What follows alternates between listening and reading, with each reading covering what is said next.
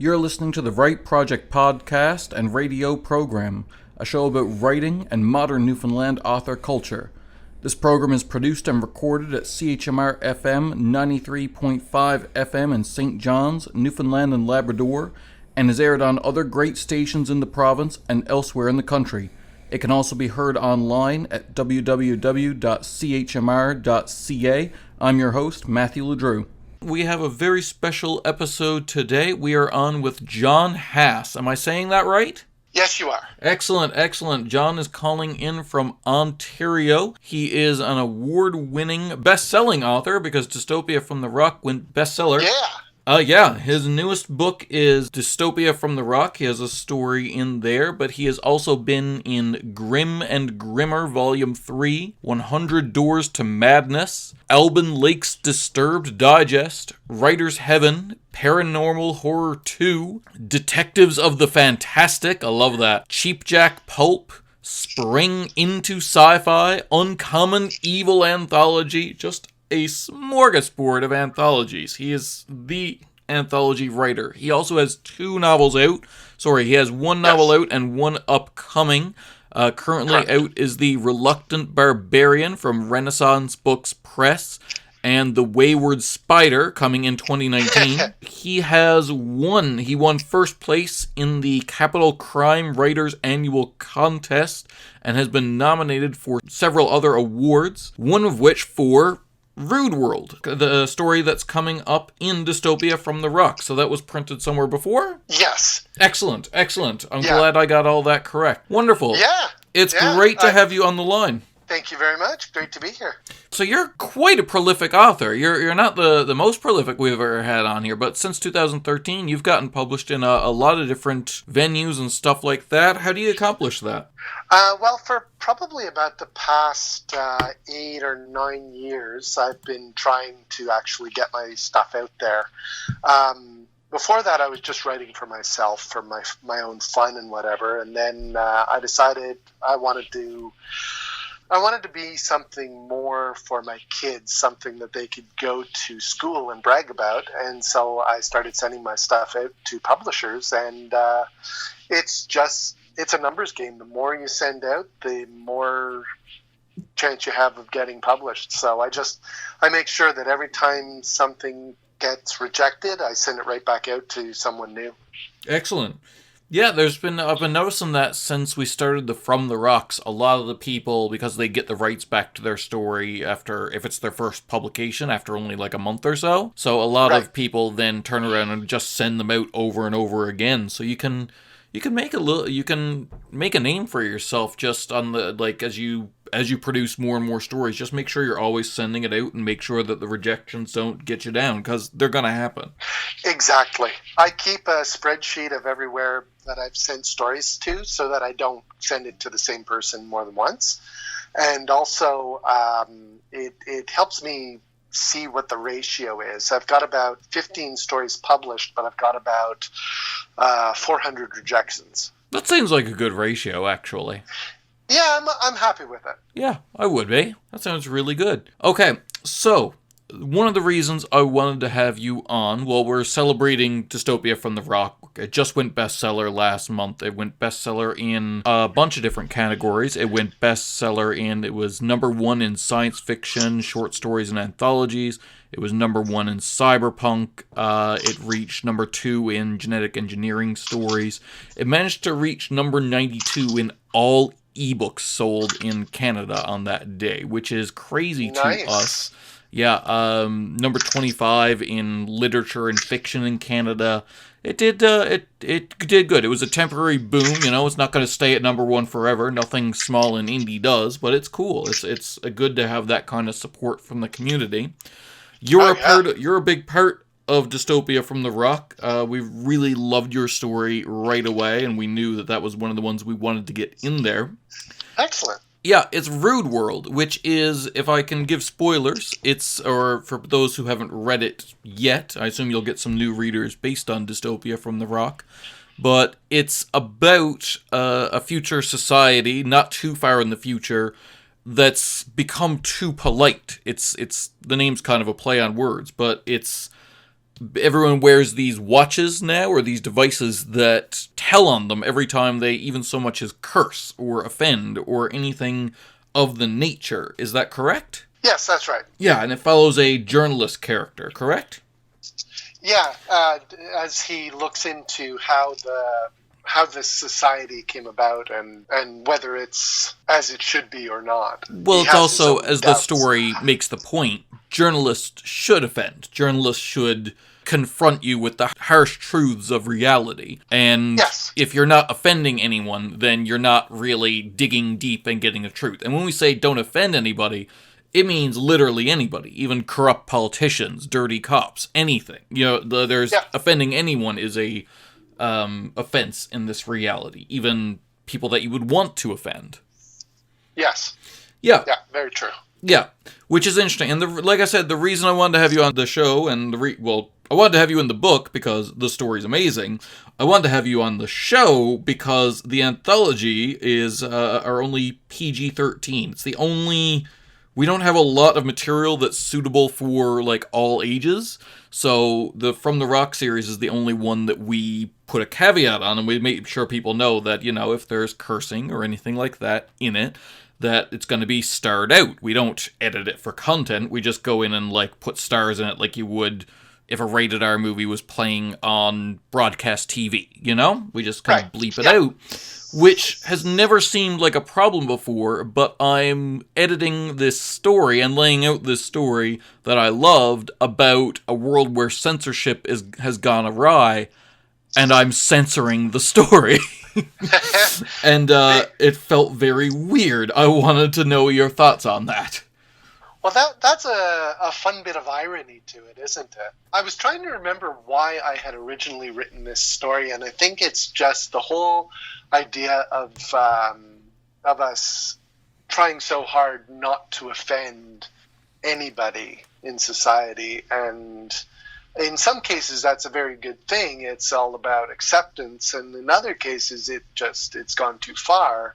And so the fact that you censored a story about censorship and the irony of it, it makes me laugh. Yeah, it is. I'm glad you're not well, this is again what we're talking about here, but I'm glad you're not offended that it was censored in that way.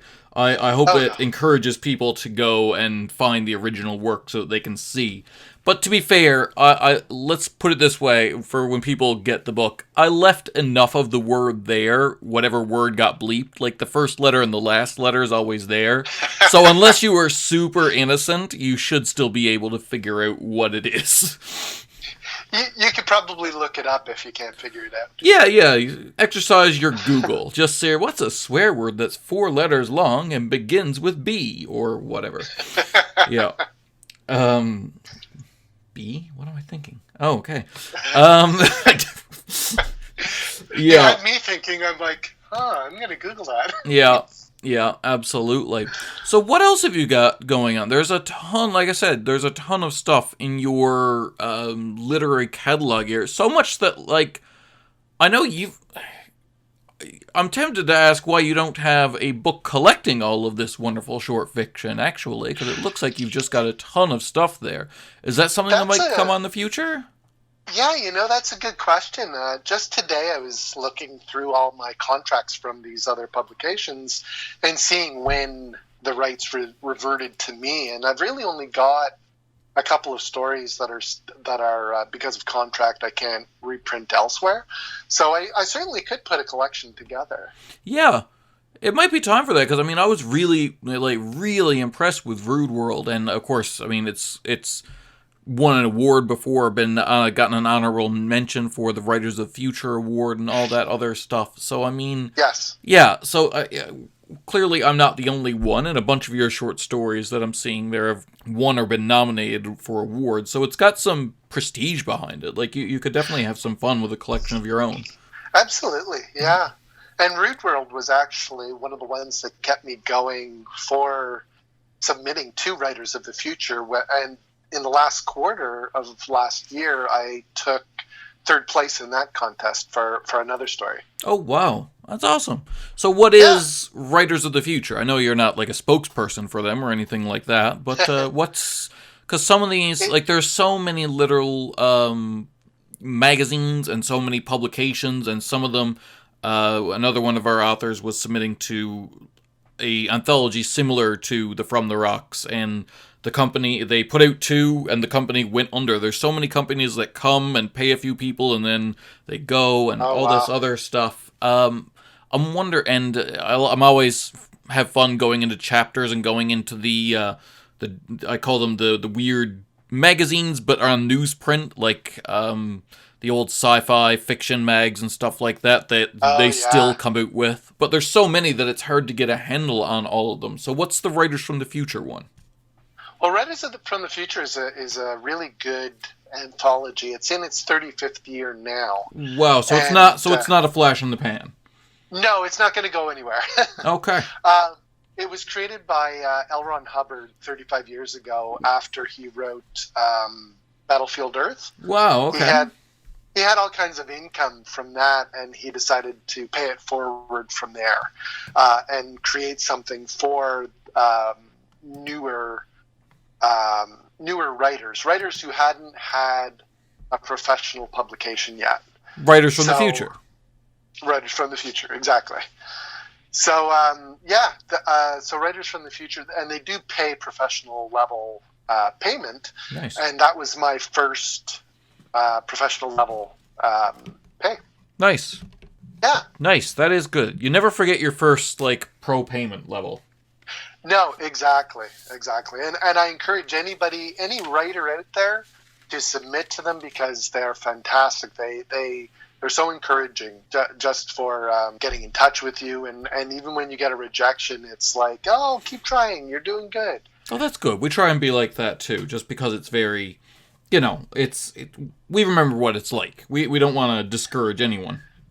Yeah, no, that's great.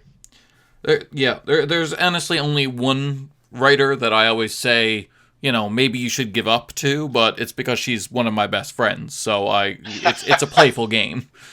You can say that to your friends. You can say that to your best friend. You can go, like, she'll hand in a couple chapters of her manuscript for me to look over, and I'll go, have you considered Burger King? Like, just, it's a game, but really I'm the only one playing it, so I'm probably an evil person. I wouldn't do well in Rude World, put it that way. Yeah, I love it. All right, while I've got you here, I may as well tell me about The Wayward Spider. The Wayward Spider is actually the sequel to my first novel, The Reluctant Barbarian. Okay, well, let's start. Tell me about The Reluctant Barbarian. Well, The Reluctant Barbarian is a story about a guy. He makes a wish as a child, and nothing comes of it until he's somewhere around 40, and this angel shows up and decides he's going to grant his wish after all. And the wish that he made when he was like 8 years old was to become a heroic barbarian. And so the angel is going to grant his wish, whether he wants it or not. Yeah, because he doesn't want it now, probably. No, he's 40 years old, and he's like a process management guy. He works in an office, and he's quite happy with his boring life. And he gets yanked out of that and thrown into another world where he has no choice but to be a hero, because this wish, if he sits down and decides to do nothing, the wish comes along and throws adventure at him instead. Interesting. So it sounds kind of like a, not a parody, but it seems like there's a lot of comedy in there as well. It's definitely comedy fantasy. Nice. I like that. That sounds cool. It sounds like the type of movie that would have done really well in the 80s kind of thing. Like those classic adventure comedy movies from the 80s. Yeah. Yeah, I can see it as a movie, absolutely. And if anybody out there is listening who's a producer, by all means, give me a call. Yeah, absolutely. Yeah. Door is open. So, Renaissance Book Press. That's a company here in Ottawa. They are a... They deal specifically with, I was going to say they deal specifically with authors that are close by, but that's not exactly true. They do have people outside of Ottawa that they work with as well. So, sounds like Engine, where by default most of our authors tend to be from Newfoundland because those are the people we meet, but that's not an exclusive rule. It just usually works out that way. Yeah, so Renaissance, they are fantastic to work with. They helped me so much with my first novel. They helped edit it and all the stuff that a publisher does. But at the same time, they were also very, very personal. You know, that I could call them up and I could say, hey, you know, I've got questions about this. And I phoned up the publisher, Nate. And I told him, I said, now that I'm getting more successful, I have all these questions about the business side of writing. And he was like, oh, sure, let's meet for a coffee. Yeah. And so he spent like an hour and a half with me answering all these questions for me, which was just fantastic. Nice. That sounds really great, actually. Yeah, they are a great publisher. Nice, love it. And I take it from what you're saying, then you sound really happy that the Wayward Spider is also from Renaissance Book Press? Yes, absolutely. Because of the contract, they've got first right of refusal for any subsequent book that takes place in the same world. Absolutely. So I sent it to them, of course, and they read it, and they're like, yeah, absolutely, we'll publish this. So that's great. I'm very happy that they're accepting this second book too. Nice. Okay, earlier I listed when I was introducing you, I listed the different anthologies that you'd been in. Yes. But some of these titles of your stories seem crazy.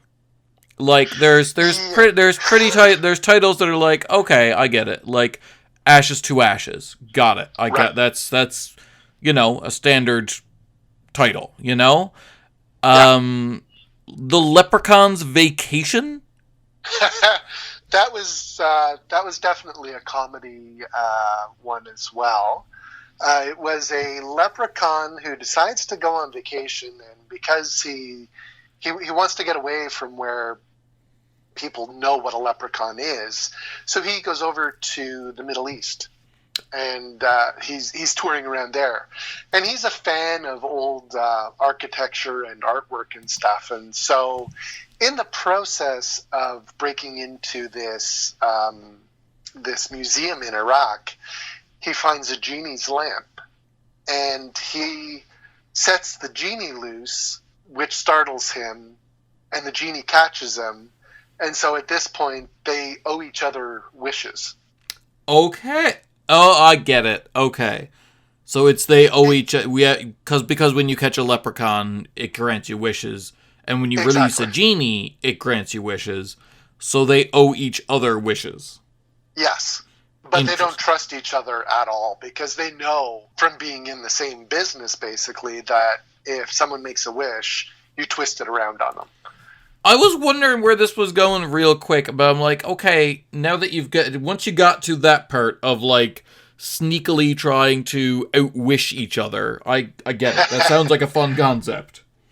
Yeah. Awesome. And that one is actually available on Non-Binary Review, and it's still available online. So if anybody wants to read it, you can go and find it and read it. Doesn't cost you anything. Oh, awesome. Okay. Yeah, no, I will do that. I'm going to make a note of that. That sounds great. All right. I was going to say I'll go check that out. That sounds cool. But if it's free, I will absolutely go and check that out. The price is right. Yeah, exactly. John, what was your favorite book from childhood or from your youth? Ooh, good question. Growing up, I read a lot of comic books. And me too. Yeah, excellent. Anybody who reads like all of my work will see that it's influenced by comic books, and specifically I read the old House of Mystery and Unexpected and Ghosts and all these ones, which gave me a love of that Twilight Zone type of story. I have never read those. Oh no! I'm a Marvel guy. I grew up on Marvel comics and a little bit of Ninja Turtles. Oh yeah. When I sold all my stuff as an adult, Ninja Turtles was the only thing I kept. But yeah, I've actually I'm a big nerd. I've read every issue of Uncanny X-Men ever.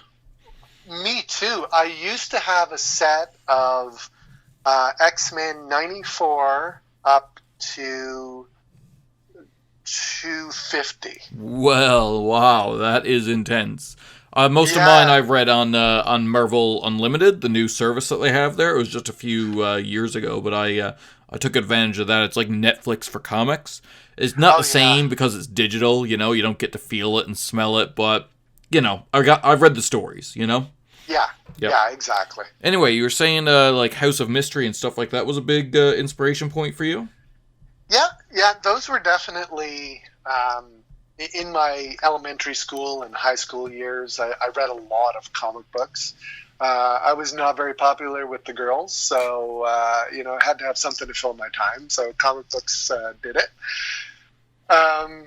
Once I got not past comic books, but once I got into other books without pictures, I would say Stephen King was probably one of my first ones that really grabbed my attention on the horror side. Yeah, I had some King in my early repertoire as well. Absolutely.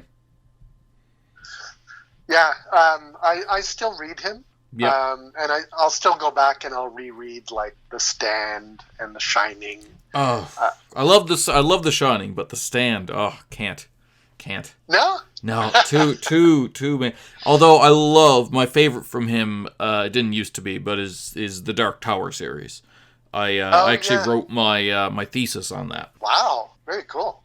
In your mind, what's your favorite underappreciated novel? Like, what's a novel that should be doing better or should be getting more praise but tends not to? There's this book called The Reluctant Barbarian, but no. Okay, I won't do that one. Yeah, you can do one of your friends, absolutely. Well, there's so many fantastic authors here in Ottawa that, and it's a very good, very supportive community, and they're wonderful people here. People like Kat Gordon, who, if you like humorous stuff, she does a humorous sci-fi novel called Life in the Cosm, which is great as well. Nice. And we've done conventions together, so we've sat and we've played off each other, and we have very similar sense of humor. So that's really cool. Have you ever gotten reader's block? Have you ever had a time in your life or or a book that when you were trying to read, you just couldn't get past it? Yeah. Classics. I have a hard time with classics because of I don't know if it's because of the language or the writing style. I find define classics. Moby Dick. Fair. Charles Dickens. He's got his moments. Yeah. Jules Verne. H.G. Wells. Yeah. Lovecraft. You're hurting me. But okay, I hear you. Fun fact about Dickens. Do you know why his writing style is the way it is, where it just seems to go on and on kind of thing? No, why? He was a journeyman writer just like you and I. He got paid by the word. So the reason he drones on and has these long descriptions and these crazy run-on sentences is because he needed to make rent. Okay. That makes sense. Yeah. And just for the record, I do love Lovecraft. There's times... Actually, the story that in my Writers of the Future in the anthology is a Lovecraft-inspired story. I find he's more... The idea of Lovecraft was better than the execute. I feel like the execution hasn't aged well, but the idea, especially the Cthulhu stuff and the old gods and all that stuff, that kind of primal fear, like that's still very inspirational. Like even as early as last month, like Bird Box was basically a Lovecraft riff. Yeah, very true. So, this is a weird one, but do you think that someone can be a writer if they don't feel emotion strongly, or do you think that writers need to kind of like wear their heart on their sleeves? I don't think, for me, yes, absolutely. But I don't think that's true for all writers. I'm a very emotional kind of person. Yep. So my emotions are very, very much on the surface, and my friend Allison makes fun of me all the time when we go to movies, because I'll go see something like the new Mary Poppins movie, and then she looks at me and she goes, "Oh, you were crying at that point, were you?" It's like, I had a tear in my eye. I wouldn't say I was crying. Yeah. I am famous for that too, though. Like, I am at the whim of the storyteller. So, like, if they intended me to cry, chances are I'm gonna, Yeah, absolutely. Yeah. But I don't think a writer needs to be needs to wear their heart on their sleeve. I've met writers that do not, and they're good writers. But for myself, I think that is part of my skill set. Okay. What literary pilgrimages have you gone on, if any? Have you ever traveled to write? No, actually, I have not. I would love to. I would actually like to go down around where Stephen King lives and where he's written and that. I would like to go down around that area, maybe bump into him. That's an attainable one. Like, you can just drive that. It is. I could, and you know what? The fact that I have not done it, having lived relatively close, shame on me. But no, I have not done any pilgrimages at all. And you could go to the hotel where he wrote Cujo. Do you know how he wrote Cujo? No, I don't think I've heard that story. He wrote Cujo over a 3-day period while in a hotel with his wife. And he, on writing, he states the desk that he was at. Like, you could find that desk. Apparently, there's a little marker on it at that hotel. Yes, I did read that. Yeah, I've read On Writing a few times. Yes, so, I love On Writing. I have read that story. Yeah, that would be something. Yeah. Yeah. Does writing energize you? Like, do you get pumped up after you've written, or does it exhaust you? Does it drain you emotionally?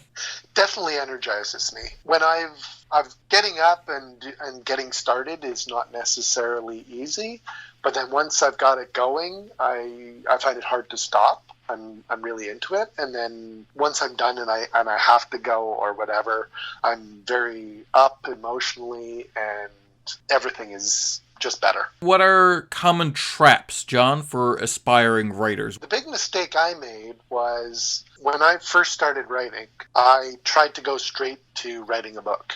I wanted to skip learning how to write and just go straight to the novels. And I wasted time writing something that was horrible, and went back to short stories where I could learn how to write for real before moving on to novels again. Good advice. Good. Do you find that having a big ego helps or hurts authors? Well, there's certainly ones with big egos that have done well for themselves, and there's people who are humble who have done well for themselves as well. I personally try to stay humble. I know there's still stuff that I have to learn. I know there's writers who are better than me out there. I know that if I'm paying attention, I can learn from anybody, and I'm not about to ignore that. Personally, John, what is your writing kryptonite? If you're writing, what can just stop that progress dead in its tracks? I guess my kids. I was about to say, I'm always shocked when parents don't say children, because you love them, but that is the most honest. Because kids have no boundaries. It's just knock, knock, knock. I've caused an emergency because you didn't give me attention for 3 minutes. Yeah, exactly. Yeah. I'll be downstairs and I'll be writing, and I'll have my headphones on, but then if I can hear them, it's like, okay, I gotta go and take care of this. We've had different experiences, because usually when I'm with children, it's fine until I don't hear them. You ever have that moment? Oh, yeah. Where you're like, what? Oh, it's so nice and quiet. What's going on? Yeah, that is true too. Yes. Well, thank you so much, John, for coming on. Everyone, you should check out The Reluctant Barbarian, available now from Renaissance Book Press. Also, keep an eye out for The Wayward Spider, coming later in 2019. And, of course, at the end of March, check out John Haas's Rude World in Dystopia from the Rock. Nice to have you on, John. Thank you very much. Nice to be here. All right, well, thanks for coming on again. For all of you, we'll be here again next week at 4:30 Newfoundland time or online at chmr.ca. Please tune in and we'll talk more about writing culture in Newfoundland.